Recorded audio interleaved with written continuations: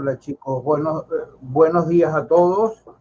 Estamos iniciando el día de hoy un grupo de grabaciones que tienen por objetivo complementar la segunda mitad del programa de Procesal Civil 1, ¿no? Pues culminamos con bien la primera parte del programa, pero esta segunda parte debemos incidir sobre todo en la necesidad que tenemos de eh, ir a lo específico de cada uno de los procesos, ir a lo específico de cada uno de los elementos que pues se hallan en el Código de Procedimiento Civil y que constituyen paradigmas importantes para poder afrontar en el ejercicio profesional todo lo que signifique pues un conflicto de intereses con relevancia jurídica, como lo hemos visto en la primera parte de este curso, o cuando se trata de jurisdicción voluntaria, o cuando pues ese conflicto de intereses con relevancia jurídica es resuelto no por autoridades del Estado, sino por autoridades de naturaleza privada. Lo importante en todo caso es que cada proceso está regulado por un conjunto de principios, cada proceso está regulado por un conjunto de elementos y este conjunto de elementos y este conjunto de principios están imbricados en el Código de Procedimiento Civil. Lo primero que tenemos que tener en cuenta es que hay que tener a mano entonces nuestro Código de Procedimiento Civil, porque allí vamos a conseguir pues estos principios fundamentales, ¿no? Y evidentemente que los principios fundamentales inciden en el desarrollo de todos los tipos de procedimientos que vamos a constituir, que vamos a ver en el Código de Procedimiento Civil.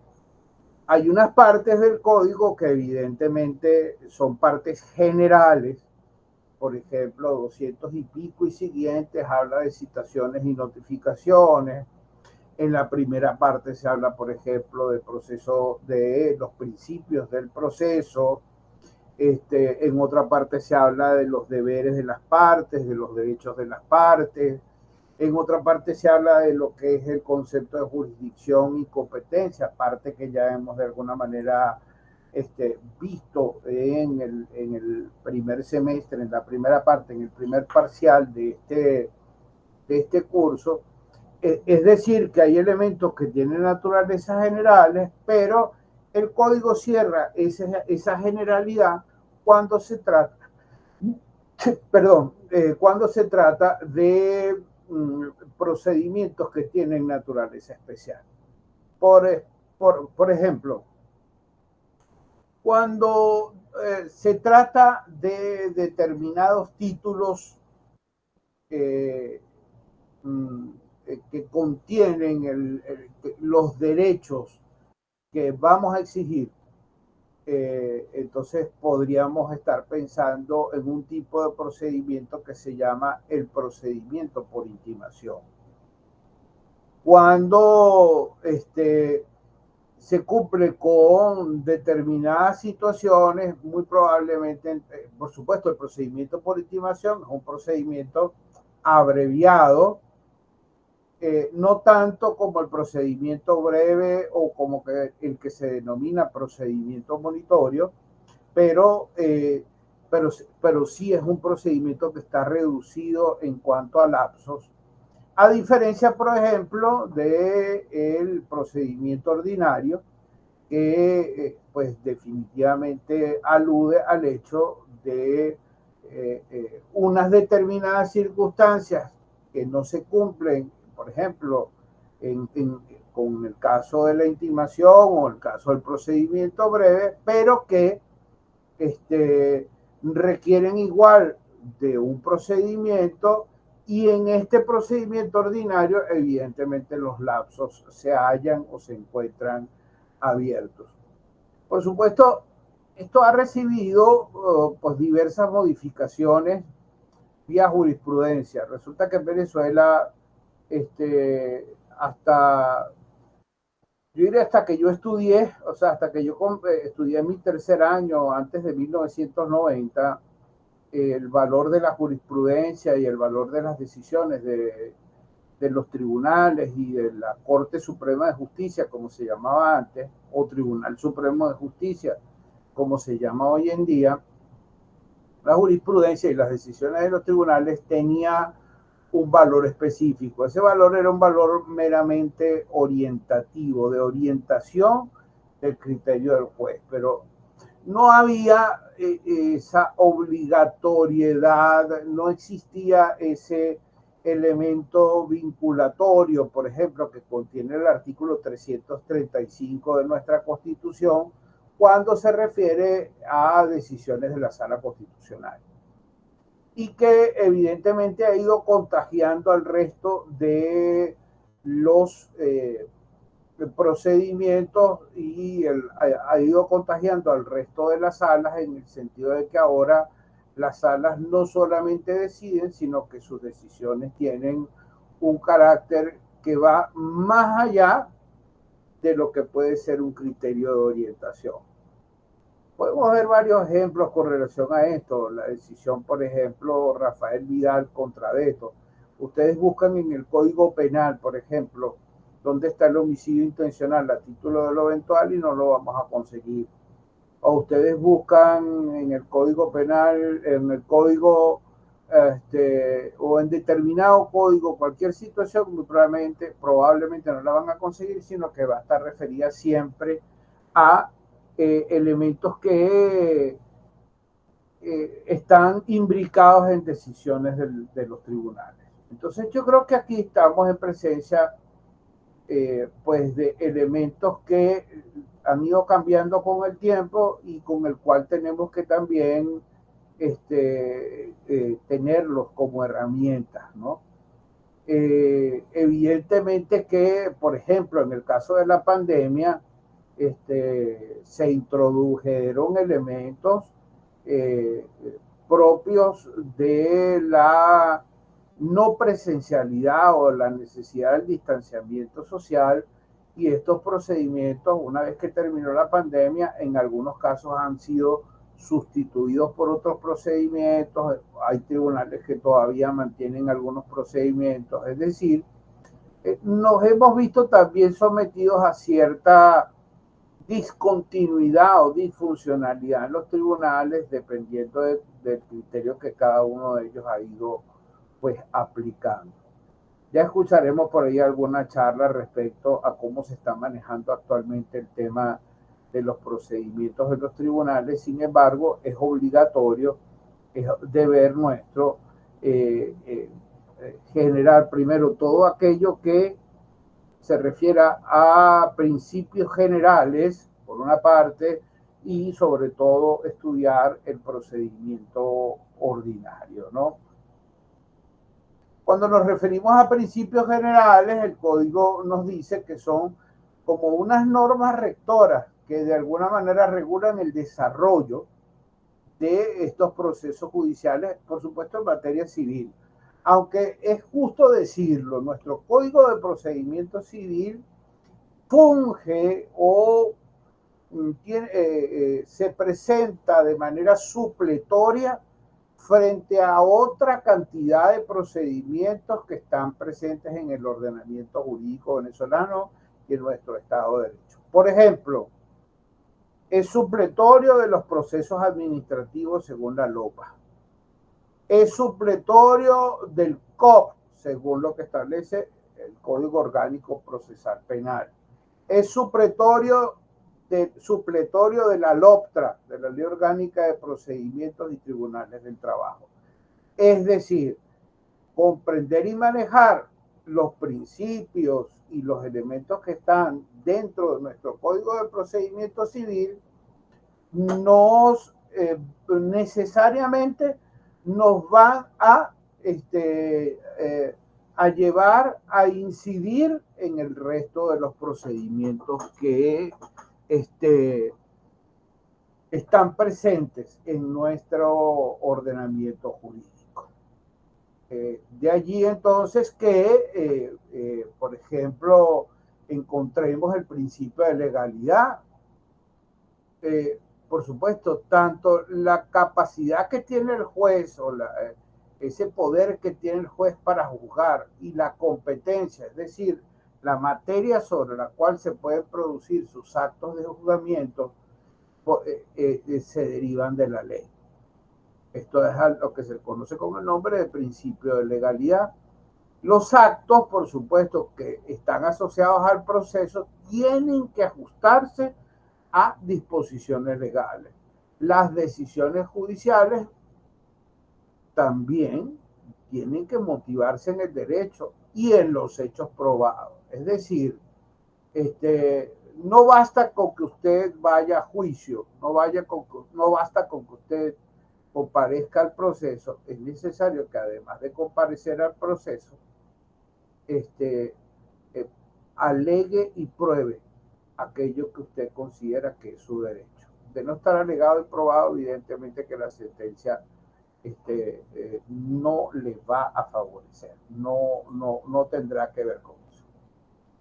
Está, por ejemplo, el principio de igualdad procesal, las partes gozan de igualdad de oportunidades en el proceso, tienen que tener acceso a medios probatorios y a defensa técnica y tienen que ser objeto de un trato imparcial por parte del juez. Está el principio de celeridad procesal, que los actos deben desarrollarse con la mayor rapidez posible, sin perjuicio, por supuesto, de los derechos que cada parte pueda tener, pero hay que evitar dilaciones innecesarias y formalismos excesivos. El juez debe impulsar el proceso de oficio. Está el principio de economía procesal. Los actos procesales deben ser útiles, idóneos, proporcionales al fin que se persigue. Hay que evitar trámites innecesarios y formalismos superfluos. Por supuesto que también tenemos que procurar que los actos se concentren al menos en una sola audiencia. Otro principio importantísimo es el principio de lealtad y probidad procesal. Lealtad porque pues el comportamiento de las partes tiene que de alguna manera llevar o mantener este valor fundamental. Y probidad procesal porque pues no podemos valernos del proceso como un instrumento para producir fraudes o para cambiar el sentido de la verdad. Las partes y quienes lo representan deben actuar con buena fe, no ocultar cosas, no introducir elementos dilatorios, hay que respetar la verdad y la justicia, que es el norte, perdón, de todo proceso, dentro de nuestro Código de Procedimiento Civil. Hay otro principio importantísimo, el principio de publicidad. Todos los actos procesales en general son públicos, las partes tienen derecho a conocer las actuaciones del expediente, es decir, usted puede acudir a su tribunal con el número de su expediente, pedir el expediente y conocer qué es lo que está pasando. La publicidad del proceso se garantiza y la transparencia, junto con la transparencia y la posibilidad de que exista un control social. Sin embargo, muchas veces esto es violado, ¿no? Mucho de lo que estamos viendo es letra que está vigente, pero que no se cumple en la realidad. Por ejemplo, este tema del principio de publicidad. Muchos jueces no entregan el expediente, sino a las personas que están autorizados mediante un poder en el juicio. Esto, por ejemplo, representa un problema para cuando nosotros como abogados tenemos pasantes o tenemos personas que revisan los expedientes y nos van diciendo cómo va el expediente para no tener que trasladarnos al tribunal a revisar el expediente, aunque sí les dejo como un dato importantísimo que me fue enseñado por mis maestros cuando comencé por allá a ejercer el derecho y que les dejo hoy día, ¿no? Los actos, o sea, cada juicio se trabaja con el expediente en la mano. Eso es lo que me decía el doctor Pedro, ¿no? Y el doctor Rafael. No trabaje el expediente por telegrafía, ni por teléfono, ni por nada. Vaya y vea el expediente. Tóquelo, léalo, revíselo. Es una obligación nuestra, ¿no? Es una obligación importantísima. Está el principio de oralidad, al que hay que hacer referencia. La audiencia es la base fundamental del proceso. Alegatos y pruebas se presentan de forma oral muchas veces. La oralidad permite una inmediatez y una celeridad importante. Está el principio de mediación. El juez debe tener contacto directo con las partes y con las pruebas. Esto permite una mejor valoración de hechos y además una resolución, yo diría que se acerca más a la justicia, ¿no? Frente al conflicto. La inmediación se garantiza, por supuesto, con una audiencia o teniendo a la parte cerca. Está el principio de concentración, que busca concentrar el mayor número de actos procesales.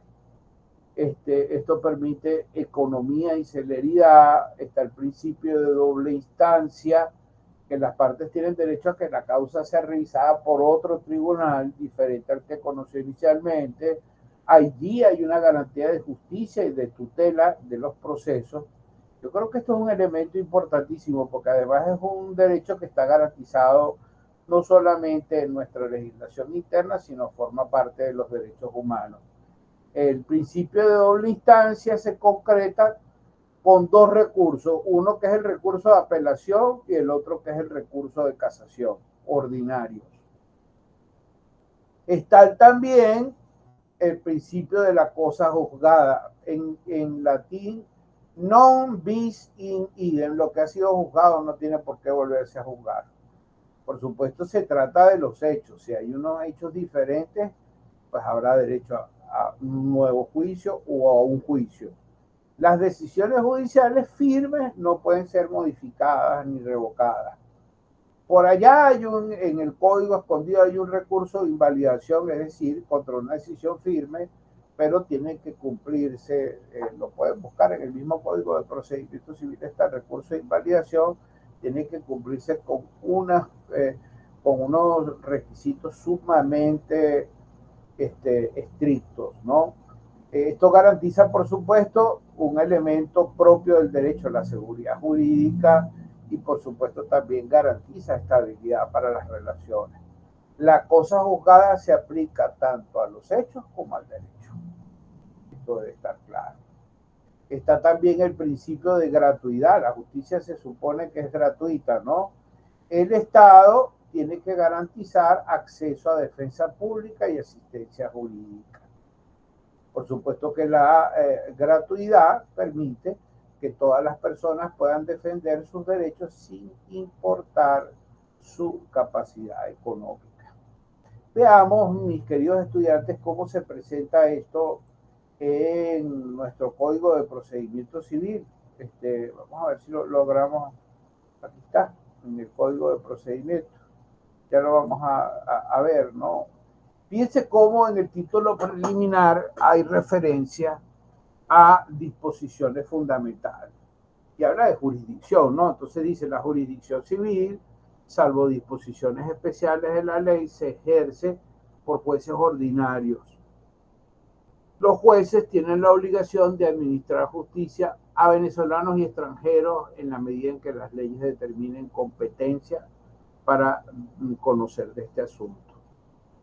Fíjense ¿qué nos dice con relación a la jurisdicción venezolana? No se puede derogar, es decir, nosotros dos no podemos ponernos de acuerdo, Perencejito aquí, Pedro Pérez aquí y yo nos ponemos de acuerdo para decir, no, no estamos de acuerdo con la jurisdicción venezolana. No, la jurisdicción venezolana está presente siempre en Venezuela y mucho menos en favor de una jurisdicción de otro país, ni de árbitros que resuelvan en el exterior. Árbitros venezolanos sí, cuando se trate de controversias sobre bienes inmuebles que están en el territorio o sobre materias que tengan que ver con el orden público y las buenas costumbres. En todos los demás casos sí, por supuesto, está vigente la posibilidad de tribunales arbitrales, etc. Dice que el 3 trata de establecer la diferencia entre jurisdicción y competencia, ¿no? Y dice que se determinan conforme a una situación de hecho existente para el momento de la presentación de la demanda. ¿Dónde ocurrieron los hechos? Ese será el lugar del tribunal para el cual tengamos tanto jurisdicción como competencia. ¿Cuándo ocurrieron los hechos? Eso también determinará cuál es la ley vigente y la legislación aplicable para cada momento. El 4 y el 5 siguen refiriéndose a temas de jurisdicción, y fíjense que ya en el 7 empieza el tema de los actos procesales. ¿Cómo se realiza? Según lo dice el código y según lo dicen las leyes. Los jueces también, por supuesto, tienen que buscar, según el 8, también lo que establecen tratados celebrados por Venezuela. Por supuesto que la ley procesal se aplicará desde que entre en vigencia en los procesos que se hayan en curso. En este caso, los actos y hechos ya cumplidos y sus efectos no verificados se regulan por la ley anterior, porque por supuesto fueron llevados a cabo durante la vigencia de la otra ley. Aquí está el principio de celeridad. En el 10 se administrará lo más breve posible. Cuando en este código o en leyes no se fije el término, el juez debe hacerlo dentro de los 3 días siguientes a aquel en que se haya hecho la solicitud correspondiente. Cuidado con esto, porque este es un artículo que se aplica muchísimo. En materia civil, el juez no puede iniciar sino a instancia de parte. Una demanda tiene que haber, pero puede proceder de oficio cuando la ley lo autoriza. En los asuntos donde no hay contraparte, es decir, los de jurisdicción voluntaria, y se pide una resolución, los jueces tienen que hacerlo viendo siempre la causa, lo que se ha producido como prueba, los puntos en los que haya deficiencia, y si considera puede requerir otros elementos probatorios. La resolución dejará siempre salvo derechos de terceros porque no ha habido elemento de contención, es decir, no hemos tenido ninguna contraparte. Fíjense el principio establecido en el artículo 12. Los jueces tendrán por norte de sus actos la verdad, que procurarán conocer en los límites de su oficio, deben atenerse a las normas y a la ley que lo faculta para decidir con arreglo a la equidad, tienen que atenerse a lo alegado y probado en autos, puede fundar su decisión en conocimientos de hechos que se desprendan de la experiencia. En el 13, el juez decidirá el fondo con arreglo a la equidad, de común acuerdo si así lo solicitan. El juez es el director del proceso y tiene que impulsarlo de oficio. Los jueces tienen que garantizar el derecho a la defensa.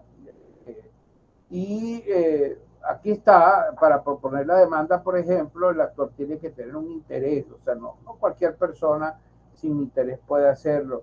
Los funcionarios, por supuesto, son responsables de faltas y delitos que cometan. El juez que se abstuviere de decidir sin una causa o contradicción o deficiencia de la ley o por ambigüedad de esta, o el que retarde el juicio, será penado como culpable de denegación de justicia. Aquí está el control de la constitucionalidad, no el concentrado, sino el que se hace por la abstención de aplicar una norma que se considere inconstitucional. Es el denominado control difuso de la Constitución, que hoy en día pues prácticamente ha entrado en desuso, ¿no? O está prácticamente en desuso. Los jueces tienen que cumplir las sentencias, los autos y decretos emanados y dictados en ejercicio de sus atribuciones legales. Los cumplirán y harán cumplir, con uso incluso de la fuerza pública si fuera necesario. Esto es lo que algunos denominan la mano militar, ¿no? Los procedimientos especiales se observan con preferencia a los generales. Cuando la ley dice el tribunal puede o podrá, se entiende que lo autoriza para obrar según su arbitrio. Aquí está el principio de publicidad de los actos, la necesidad de que los actos se realicen por escrito, se formará expediente, etcétera, aunque hoy en día este principio está siendo sustituido por el principio de oralidad. Hecha la citación, la parte queda derecho y no hay necesidad de una nueva citación. Y con esto pues culminamos básicamente esta primera parte que está relacionada con disposiciones preliminares y disposiciones fundamentales respecto a los juicios, ¿no? En una próxima parte, entonces, vamos a revisar cuáles son los órganos judiciales, jueces, secretarios, alguaciles, escribientes, entre otros, para luego entonces revisar los temas asociados a la citación. Bueno, espero que esté súper claro, haya estado súper claro la cosa y que hayamos podido eh, revisar los principios fundamentales del Código de Procedimiento Civil. Ya pronto, entonces, estaré subiendo este primer video. Saludos a todos.